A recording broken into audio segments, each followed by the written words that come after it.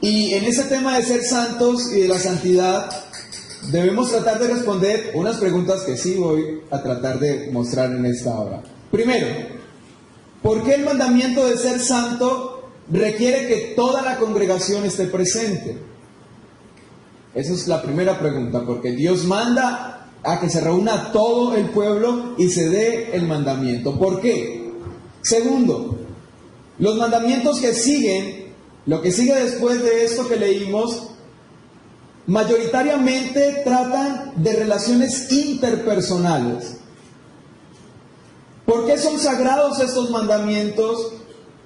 ¿Acaso la santidad no está relacionada con el servicio del templo solamente?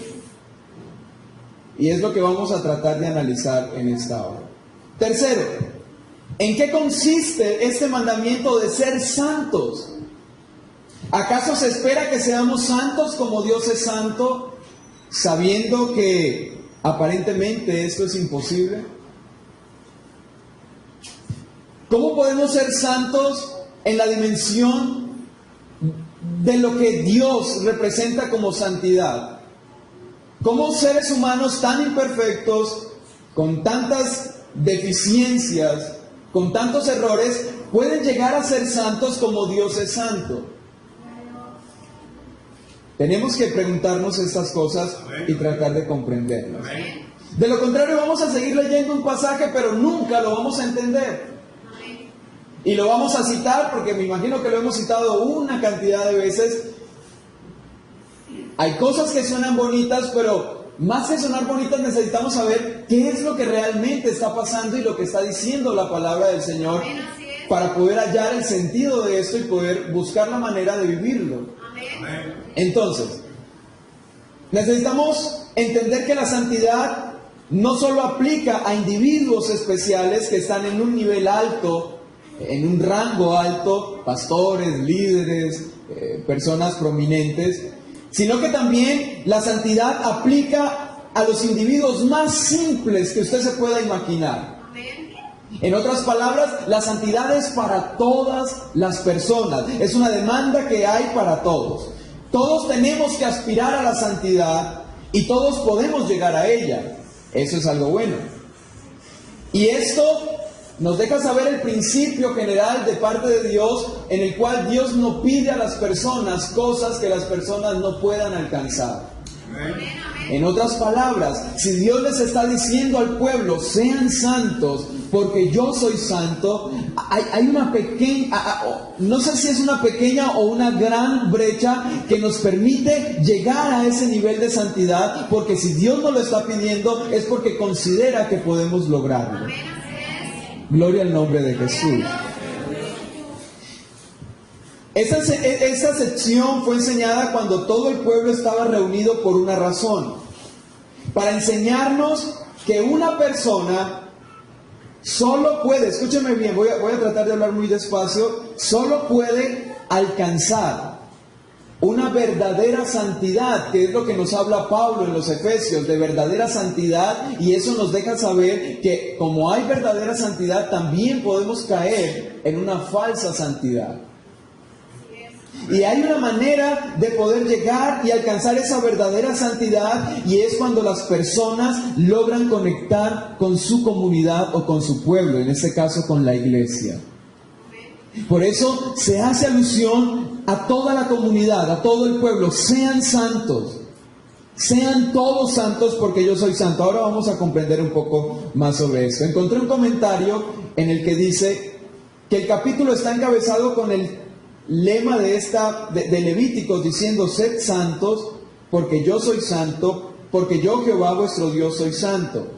El resto del capítulo disipa cualquier idea de que la santidad en el Antiguo Testamento era meramente un asunto de purezas rituales.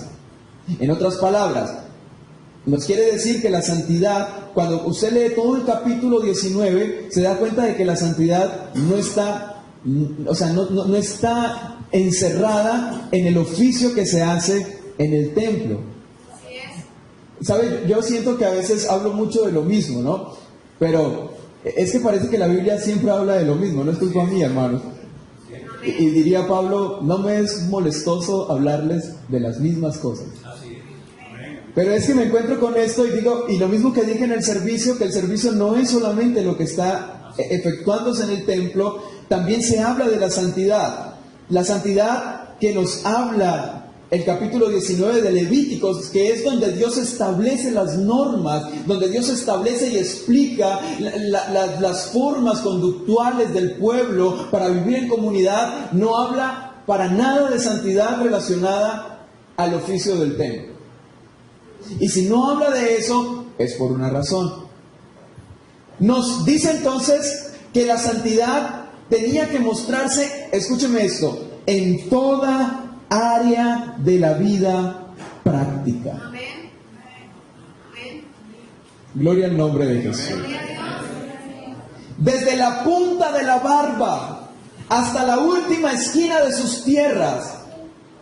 Por lo mismo, la santidad no era algo que uno buscaba dejándose de la vida diaria para refugiarse dentro de un santuario religioso.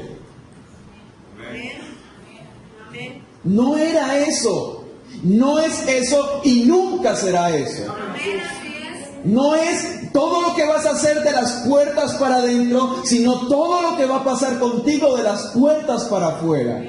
Esa es la santidad que Dios demanda del pueblo de Israel. Si usted se da cuenta, en los capítulos 17, en los capítulos 16, en todo esto se nos habla de todas las complicaciones que tiene que enfrentarse el ser humano: enfermedades cutáneas, impurezas sexuales en el hombre, leyes para la expiación de los pecados. En el capítulo 17, prohibiciones de comer sangre, relaciones sexuales ilícitas, relaciones no permitidas, otras relaciones ilícitas. Y en el capítulo 19 nos dice entonces cuál es la forma en que las personas o el pueblo deben llevar una vida santa.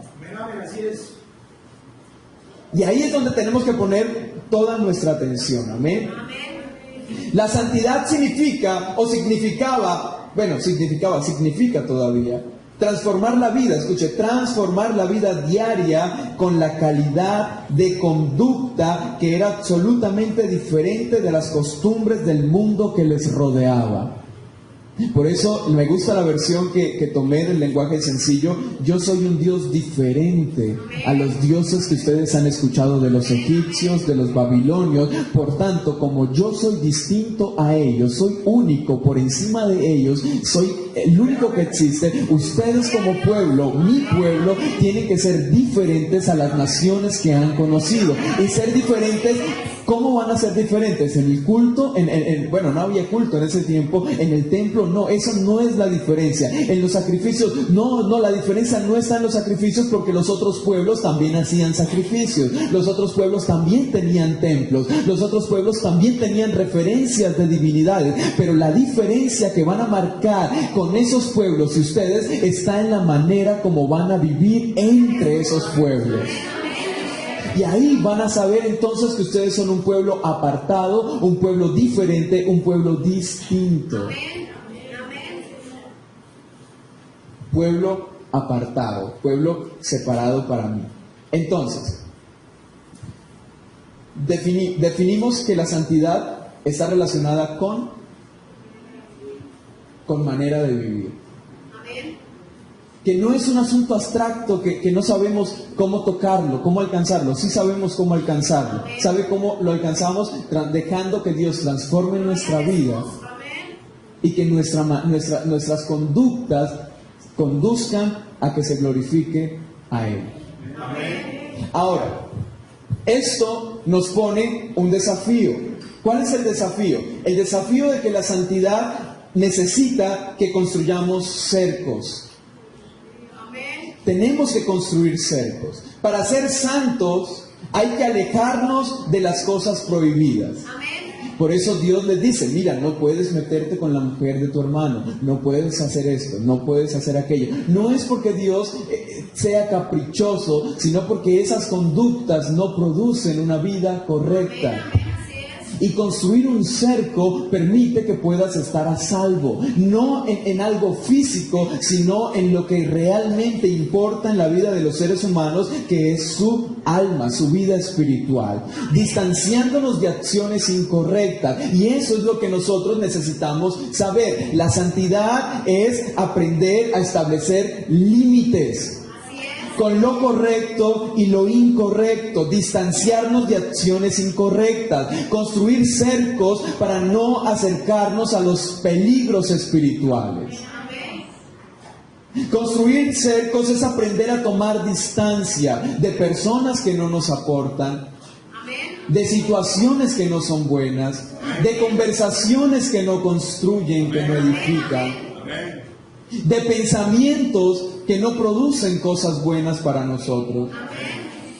Y esa es su responsabilidad. Dios no lo va a ayudar con los pensamientos que usted deja anidar en su cabeza, porque son su responsabilidad. Así es. Amén. Gloria al nombre de Jesús.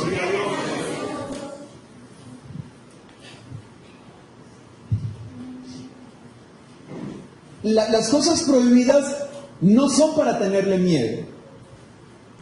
Las cosas prohibidas son para tenerle respeto. Así es. Amén. A los animales no hay que tenerles miedo, hay que tenerles respeto.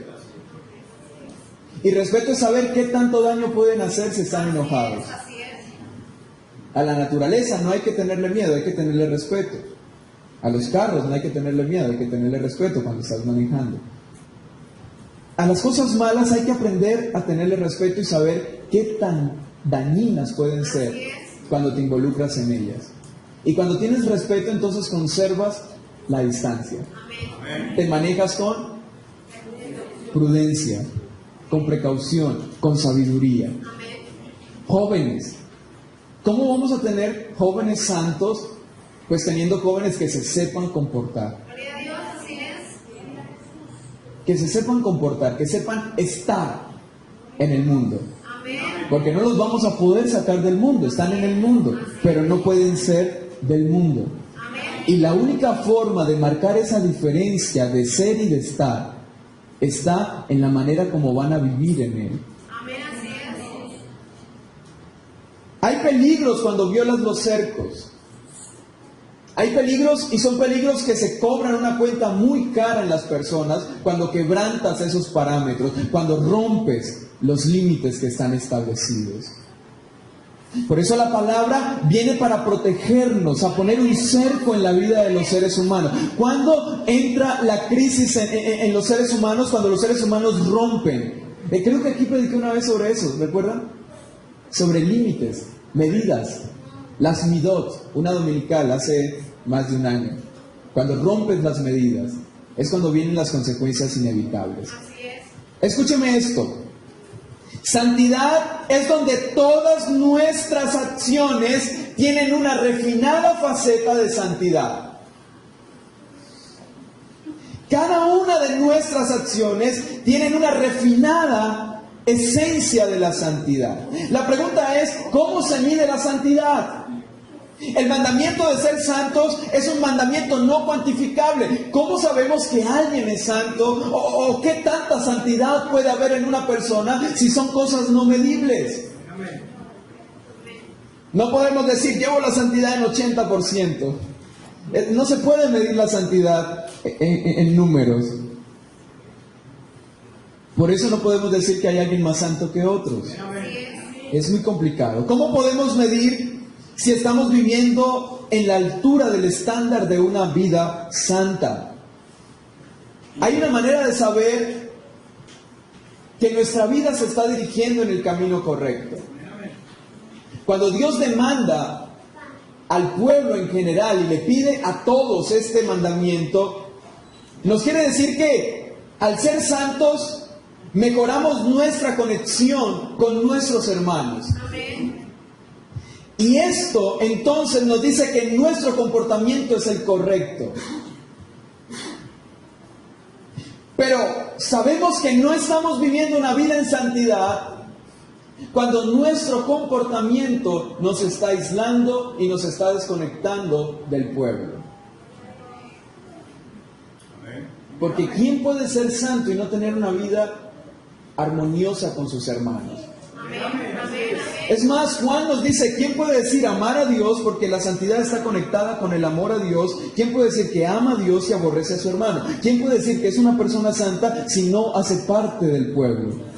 Si no tiene buenas relaciones con su pueblo, si no tiene una buena relación con sus hermanos, no puede decir que es santo porque es algo, ¿cómo es la palabra, pastor? Es una incoherencia, es una falacia.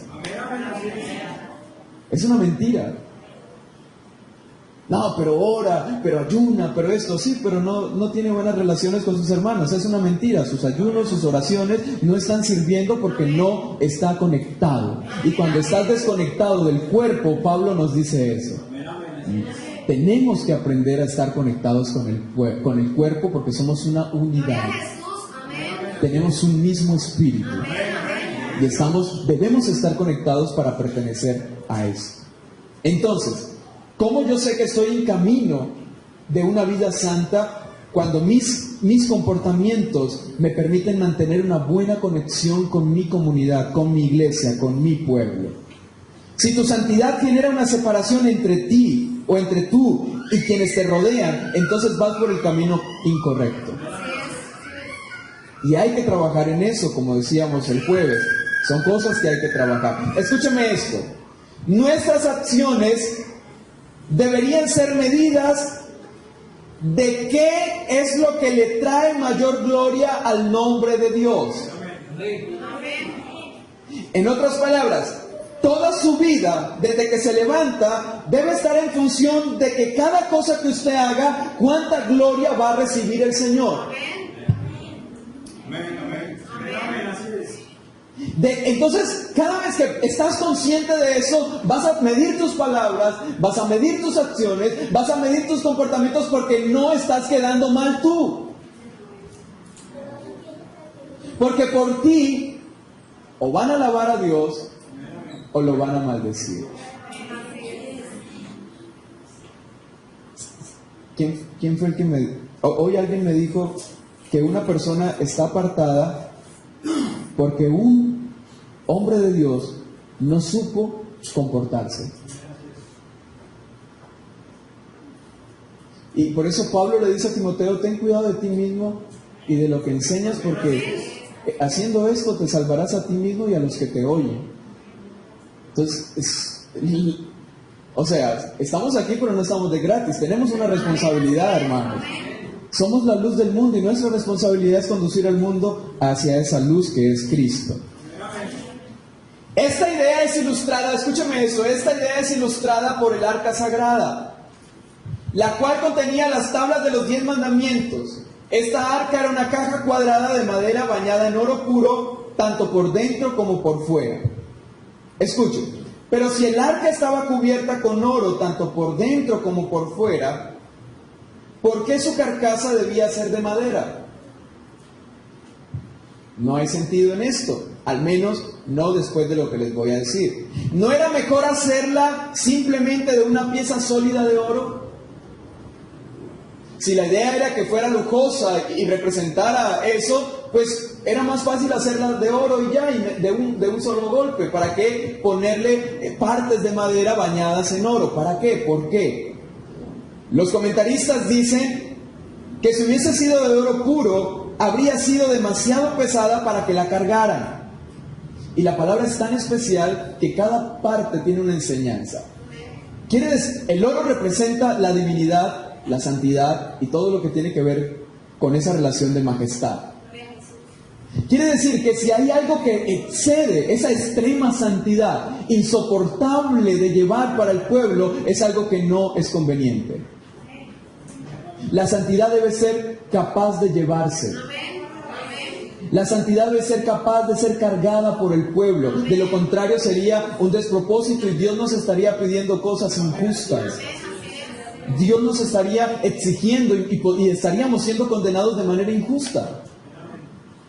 Pero Dios pone estas cualidades en el arca, y la enseñanza que podemos sacar de ahí es que la misma presencia de Dios es posible cargarse porque Dios la hizo en las dimensiones y en el peso soportables para el pueblo. O sea, hermanos, que amar a tu hermano no es algo insoportable, que perdonar no es algo que no se puede hacer, que vivir rectamente no es algo imposible, que poder comportarnos de manera correcta no es imposible, es posible, y por eso Dios lo demanda. Por eso Dios nos exige que vivamos de esta manera. Gloria al nombre de Jesús. Y para terminar, ¿cuál es la idea central de todo esto? Levíticos 19 contiene muchos mandamientos que implican relaciones interpersonales. Yo le decía al pastor en esos días, desde hace varios meses, estoy muy metido, muy preocupado por las relaciones interpersonales. Quizás, y estoy dejando de lado algunas otras cosas que también son importantes, pero hasta que no sienta que ya basta, las relaciones interpersonales van a ser y seguirán siendo. No, pastor, usted predicó ayer sobre eso. La armonía y la comunión son el secreto de la bendición de Dios. Sin eso estamos fritos. No tenemos nada. Cantemos fuerte, aplaudamos, ofrendemos, hagamos lo que sea, pero sin eso estamos fuera de órbita. Y la idea principal de Levíticos es precisamente exigir o mandar o demandar del pueblo manejo de las relaciones con sus hermanos. Eso nos dice que la santidad no es solo un asunto entre Dios y yo. ¿Están conmigo? La santidad no es un asunto entre Dios y yo. La santidad es un asunto entre mis hermanos, Dios y yo. Y es ahí donde vamos a encontrar una bendición especial de parte de Dios. El verso 3 comienza diciendo, a los muchachos les voy a decir, que si este campamento ayuda a los jóvenes a tomar estas medidas, vamos a tener unos jóvenes muy dignos y muy aptos para el servicio.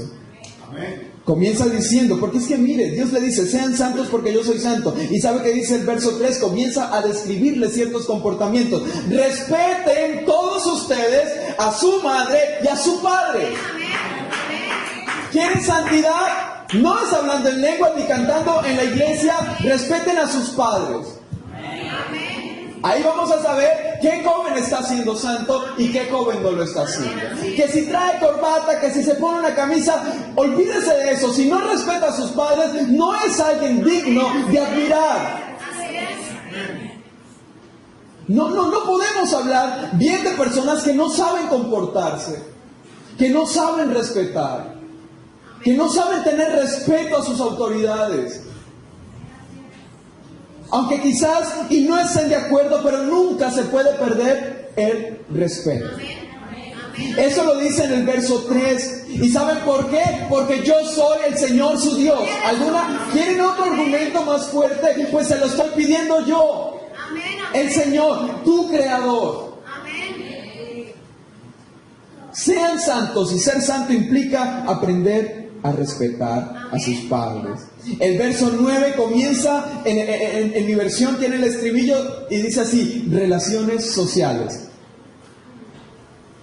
Y dice, cuando llega el tiempo de la cosecha, no sieguen hasta el último rincón de sus campos, ni recojan las espigas que allí queden, no rebusquen hasta el último racimo de sus viñas, ni recojan las uvas que se hayan caído, déjenlas para los pobres y los extranjeros, yo soy el Señor su Dios. No roben, no mientan, no engañen a su prójimo, no juren en mi nombre solo por jurar, no profanen el nombre de su Dios, yo soy el Señor. No explotes a tu prójimo, ni lo despojes de nada, no retengas el salario de tu jornalero hasta el día siguiente, no maldigas oídas al sordo, ni le pongas tropiezo al ciego, sino teme a tu Dios, yo soy el Señor. No perviertas la justicia, no te muestres parcial en favor del pobre o del rico, sino que juzga a todos con justicia. No andes difundiendo calumnias entre tu pueblo, ni expongas la vida de tu prójimo con falsos testimonios. Yo soy el Señor. No alimentes odios secretos contra tu hermano, sino reprende con franqueza a tu prójimo para que no sufra las consecuencias de su pecado. No seas vengativo con tu prójimo, ni le guardes rencor. Ama a tu prójimo como a ti mismo. Yo soy el Señor. Eso es santidad. Eso es santidad. Esa es la verdadera santidad que nos está mencionando el apóstol Pablo, porque si nos vamos a ese capítulo, ¿sabe qué dice Pablo en Efesios capítulo 2? Vivan como hijos de la luz.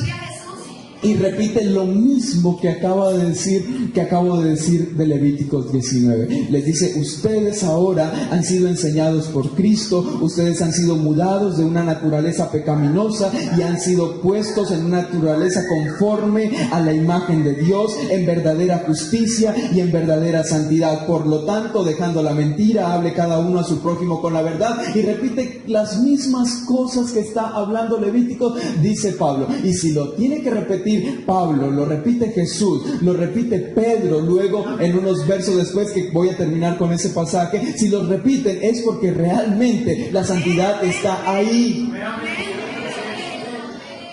La santidad está ahí, hermanos. Y eso es lo que necesitamos que nuestra juventud aprenda. Yo no sé, pero a mí me aburre mucho tener que hablar de vestidos, de ropa. A mí me da mucho tedio hablar de eso. Que si 2 metros, que si 1/4, que si 2 dedos, que si es color, que si es cuadro, que si es corto. Si me ve conversando sobre eso, sepa lo que soy súper aburrido. Y voy a ser lo más simple y odioso posible respondiendo. Porque tengo esa tendencia. Porque me parece absurdo hablar de eso cuando no hablamos de lo importante. Cuando no hay un corazón que se ha convertido, cuando no hay una mente transformada, ¿para qué se habla de eso? Es como hablar a la nada. Y termino aquí, hermanos, con este pasaje de Primera de Pedro, capítulo 1, verso 13 al 25. Dice así, esta lo voy a leer en la versión del lenguaje sencillo, dice, escuchen. Dios es un juez que no tiene favoritos. Amén. Y será Él quien decida si merecemos ser castigados o premiados, según lo que cada uno de nosotros haya hecho. Así que, si ustedes dicen que Dios es su Padre, deben honrarlo en este mundo todos los días con su vida. Amén. ¿Cuándo? ¿Eso qué implica? Lunes, martes, miércoles, jueves, viernes, sábado, domingo. Eso repítalo 365 días al año y todos los años que usted pueda vivir. Usted está en función para honrar a Dios. Un pueblo creado para mí. Y mis alabanzas publicarán. ¿Pero cómo? ¿Cantando? No. Sí, es importante cantar, pero no solo se honra a Dios de esa manera. Le honramos con nuestra vida. ¿Saben por qué? Porque nuestra vida es el milagro más grande que podemos presenciar. ¿Saben por qué? Porque estábamos muertos en nuestros delitos y pecados, y por el amor de Cristo ahora tenemos una esperanza, tenemos pacto y tenemos a un Dios maravilloso. Vivir entonces en función de eso es lo que permite que Dios reciba la gloria y reciba la honra. No de nosotros mismos, hermanos. Es que no estamos aquí para que por mi vida usted alabe a Dios. No, estamos aquí para que por mi vida el mundo reconozca que hay un Dios que obra. Usted no necesita de mi vida para alabar a Dios, porque usted ya conoce a Dios. Pero el mundo necesita honrar a Dios, y la única manera de hacerlo es cuando nos vea a nosotros. Gloria al nombre del Señor. Y continúa aquí. Porque Dios los libró de ese modo de vida. ¿De cuál? Pues en el que estábamos, perdidos, con malas palabras, borracheras, mentiras, odios, engaños, malicias, brujerías, idolatrías, todo lo que usted se pueda imaginar, en lo que usted estaba, en lo que yo estaba, y Dios nos libró de ahí. Entonces, si me preguntas por qué necesitamos ser santos, pues ahí está la respuesta. Póngase de pie, por favor. ¿Sabe qué dice Pedro? Dice, porque Dios nos libró de ese modo de vida. Escuche, escuche. Porque es poco provechoso. Y que ustedes aprendieron de sus antepasados. Y bien saben ustedes que para liberarlos, Dios no pagó con oro y plata, que son cosas que no duran. Al contrario, pagó con la sangre preciosa de Cristo. Escuchen, cuando Cristo murió en la cruz, fue ofrecido como sacrificio, como un cordero, sin ningún defecto. Esto es algo que Dios había decidido hacer desde antes de crear el mundo, y Cristo apareció en estos últimos tiempos para bien de ustedes. Por medio de Cristo, ustedes creen en Dios, quien lo resucitó y le dio un lugar de honor en su reino. Por eso ustedes han puesto su confianza en Dios y están seguros de que Él les dará todo lo que les ha prometido. Ahora ustedes obedecen el verdadero mensaje de Dios. Y Dios los ha limpiado de todo pecado. Amén, amén. Para que se amen unos a otros sinceramente como hermanos. Así que ámense mucho los unos a los otros con todo su corazón y con todas sus fuerzas. ¿Por qué? Porque Dios les ha cambiado su manera de vivir. Es como si ustedes hubieran vuelto a nacer. Me encanta.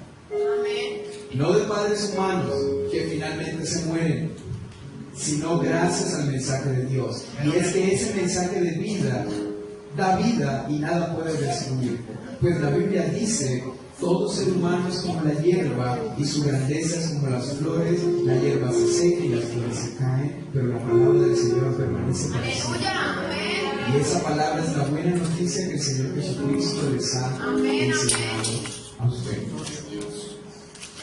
Por tanto, sean santos y sean diferentes. Vamos a hablarle al Señor en esta hora.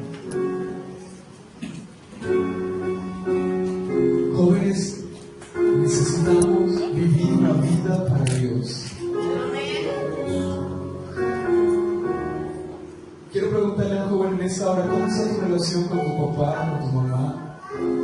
Si hay alguien aquí que necesita pedirle perdón al Señor, ese es el momento para que le diga: Señor, no he sido un buen hijo con mis padres.